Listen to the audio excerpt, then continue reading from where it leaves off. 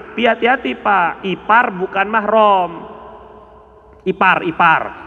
Saudara ipar itu bukan mahram. Dia mahramnya mu'aqad, sementara. Selama kita dengan istri kita haram menikahi ipar kita. Tapi kalau udah cerai atau meninggal istri, kan boleh nikah sama ipar. Makanya dia tetap bukan mahram mu'abbad, bukan mahram selamanya. Artinya kalau wudhu kan bersentuhan batal sama ipar.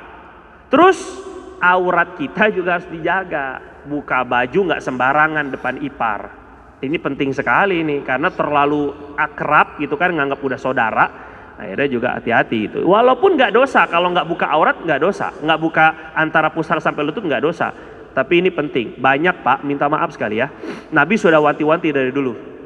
Ipar itu dapat membawa bahaya. Kata Nabi, alhamu al-maut. Dalam riwayat Tirmidzi, ipar itu musibah.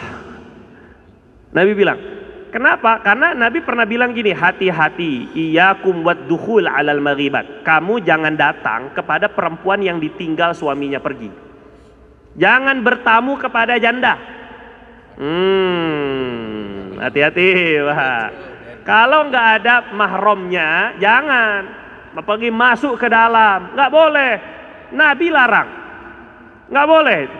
Akhirnya sahabat ada yang nanya, Nabi kalau iparnya sendiri gimana? Kan berarti saudara suaminya kan?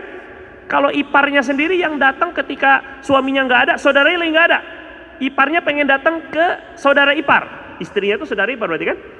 Kata Nabi, alhamu al-maut. Ipar itulah kecelakaan. Ipar itu kematian. Maksudnya orang nganggapnya saudara.